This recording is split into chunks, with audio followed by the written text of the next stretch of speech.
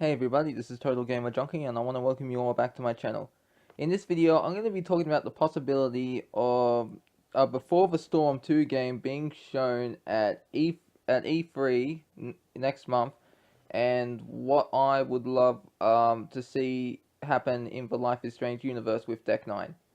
Now, the reason I'm making this video is because I saw the YouTube channel. I think it was called Podcast. I'll leave a link in the description below. But basically, they this person, I forget who it was, he talked about the possibility of Before the Storm 2, like a sequel to Before the Storm 1, being shown at E3 in June 11th, and I didn't even know E3 was June 11th. I was like, because like I don't even know when E3 is. I just know when there's a bunch of trailers of games being released. I'm like, oh yeah, E3 is happening.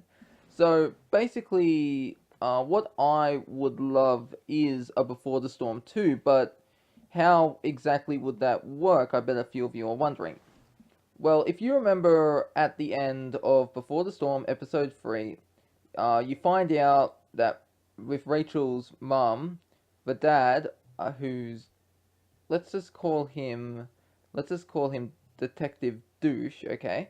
He was getting letters from Rachel's mother, and she was sobering up, and she wanted to see Rachel, and he didn't want that.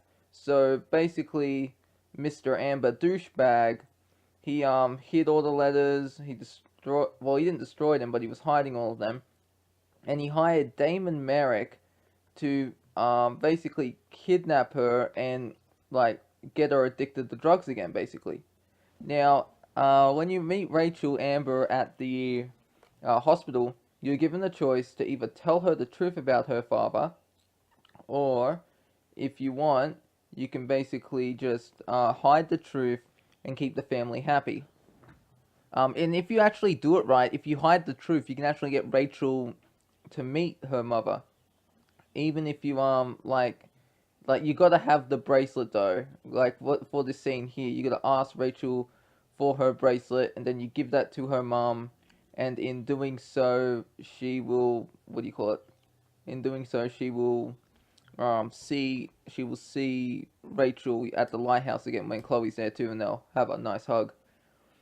Now, I know there's like a time skip at the end, but this game is basically it's 3 years before Life is Strange 1, which is 2013, and there's still so much story that can be told, so much adventures that Rachel and Chloe can have. They could even they could make a third Before the Storm game, and that could be based off a year. Like it's 2010 now in Before the Storm 1. Before the Storm 2 can be 2011, and Before the Storm 2 can be 2012. Because if you remember at the end, how they how it's flash forwarding through all the events. Chloe fully gets her hair dyed. Rachel gets the tattoo, gets a leg tattoo, and so does Chloe. And even what do you call it? And then even they show the dark room. Like you see how Chloe is calling Rachel, and there's a bunch of bunch of missed messages, right? And essentially, what happens is it doesn't show it, but you do find out in episode 5 what happened to Rachel. Nathan wanted to impress Mark Jefferson, and so he kidnapped Rachel Amber and was taking photos of her, but he accidentally gave her an overdose, and that's what killed her. So I believe that scene at the end where you see the flashing of the camera, that's Nathan, and he's taking pictures of Rachel. I'm 100%, I'm telling you. That's why I had to repeat it twice. That's how much percent I am certain of, which would be 200%. So I guess I'm 200% certain that that scene is where Rachel dies. Now, how would this work if it is true? If there is a Before the Storm 2, how would our choices matter? Because if it does happen, I don't want it to be like with Life is Strange 2, where you get that simple binary choice. Did you sacrifice Arcadia Bay, yes or no? No, I don't want that. But this isn't. But Before the Storm wasn't made by Dotnoid, it was made by Deck9, and they did a hell of a job. And for me personally, I know how there was that voice actor strike, and Chloe's voice isn't right, but for me personally, I did like the voice actor for Chloe in this because it's actually the motion capture person. but it's still good. Like, the voice is still good. It's, for me, let's just say, if Max didn't travel back in time in episode 3 to when Chloe was a kid, right? And we didn't know what she sounded like as a kid. I could put this voice as her 16-year-old self, and then the voice for 19-year-old Chloe is Ashley Birch, basically. So I can, to me, there's a little similarity between the two voices. I can see that jump from changing, from the voices changing in that 3-year time gap. But if there is a Before the Storm 2, then obviously that's the thing with me. I don't know how I'd feel about that. If Ashley Birch were to reprise her role as Chloe Price, should that happen in Before the Storm 2? I mean, with this other actor, I don't know. I don't know, because it'd be a little unsettling. But I'm all down for it. I'm all down for it, and that states my previous point. Like, from the changing of the voices, because to me they sound a little similar. Like, she sounds like a younger Chloe in this, and Ashley Birch is the older Chloe. So you can do that transition where the voice changes. Like, think of Clementine in The Walking Dead, how in seasons 1, 2, A New Frontier in the final season, her voice, it's still the same, but basically it's going up and up. It's like getting a little deeper sometimes, a little changing a bit. I wouldn't say deeper, but you know what I mean. Now, actually, this is what I want to talk about, the importation system, how it would work. For me, what would make this game great, Before the Storm 2, if it's real, we need a proper importation system, like with Mass Effect, Dragon Age, and The Walking Dead Season 1 and Season 2. I'm not counting The New Frontier or the final season, because when you import your choices, nothing really, if you think about it, importing your choices from Season 2 to A New Frontier doesn't really do anything, basically. Just if you're with Kenny, Jane, Edith, or alone. And then, since we're not, and since our choices don't really matter when we're playing as Javier, because we're obviously not going to get a sequel to A New Frontier, they're basically, no, the importation system didn't really matter, except the only way it did matter is if you want to get the Wellington Scar. That's how your importation choice matters, because they don't have that when you're doing the story generator, basically. And I want to bring this up real quick. For the game here, this is my walkthrough, and the reason, like, I'm price filled all the way, and you people are gonna be saying to this, and sorry, I'm getting tongue tied. You people are gonna be saying to this, like, messaging me, why did you have Chloe kiss Rachel Amber if you don't ship Amber Price? And the reason is, even though I don't ship Amber Price, I consider this, for Chloe and Rachel hooking up, I consider that actual canon. I believe they weren't just friends. I believe they were more than friends. Because I remember Chloe is basically like, when you find Rachel's body and she's crying, she's like telling Max that she loved her.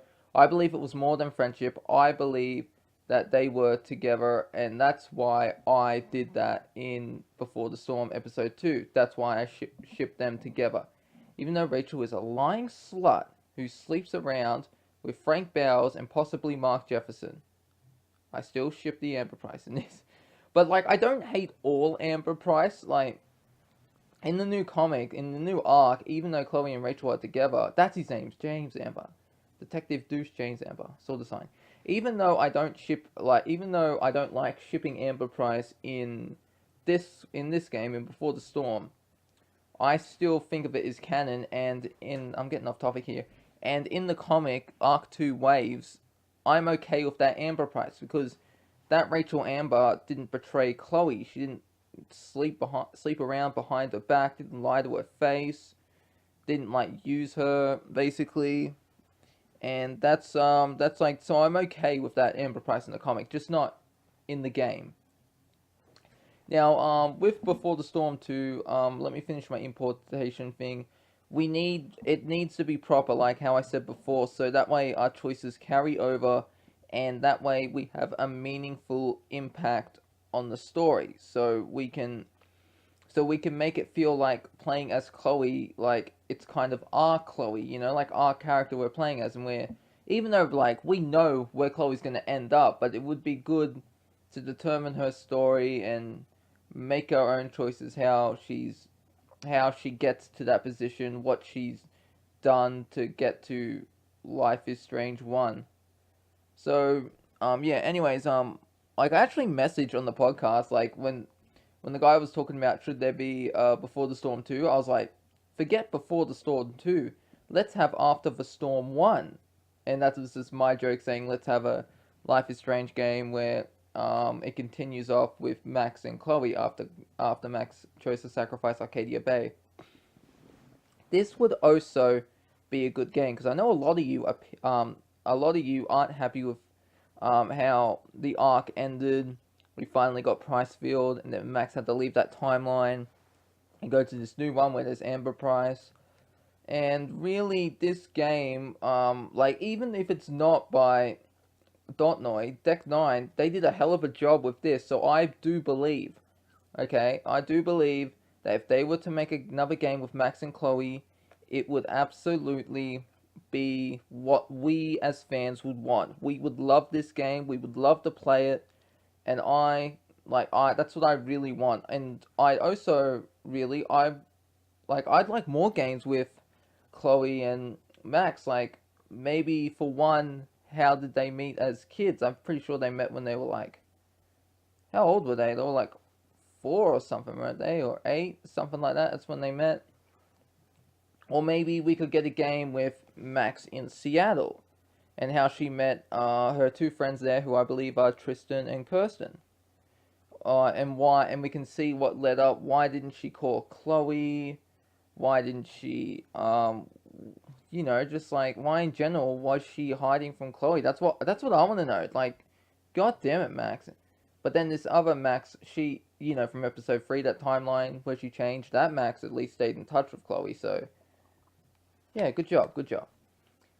But like, we don't just have to have stories focusing on Max, Chloe, and Rachel. We can have a bunch more stories. Um, Honestly, I guess one of them could be, let me think. What's the character's name? Samuel. Like, for one. Now I know what you're thinking. Why Samuel? Well, basically, like, that guy's a total mystery. I mean, like, he speaks so cryptic, and I believe he's more than he seems. I don't know. That's just from me.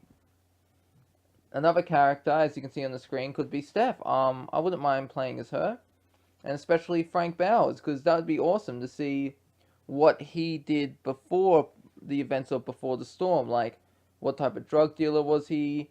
How did he meet the Prescotts? How did he become the supplier? Now that, or how he rescued his dog Pompidou.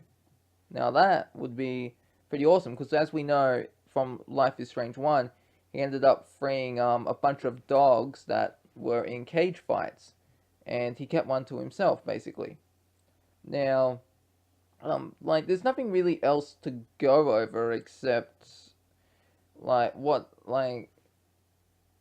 honestly, I don't know what else I could say. Like, I do want a bunch of stuff, like a bunch of stories. Like, I guess another one we could have is A Life is Strange 2, like a prequel with Sean and Lila and that, and him going to school. That would be pretty cool. Because, like, you don't need, this game proves you don't need powers to tell a good story. Because these, really, with the writing of Life is Strange, this universe, I really like, for me, I really like it. Like, it reminds me of the Witcher series. Like, even though the choices aren't deep into, like, dialogue and choice and consequence like the Witcher series, this is still one of those games where your choices really do matter, and the outcomes are just like with episode 3. I mean, when I was playing Before the Storm, I mean, when I was playing Life is Strange 2, episode 1 and 2 I did like, but for me it wasn't really as engaging as with Max and Chloe's adventure. But then when then when episode 3 came out, well, why did I stop myself from saying Life is Strange 2 episode 3?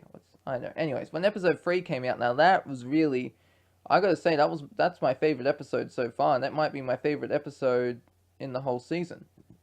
And it would be very interesting to, like, see something like that happen in a new game. Maybe if you are playing as this character who has powers, you could end up like losing your shit and just go on a full rampage with him.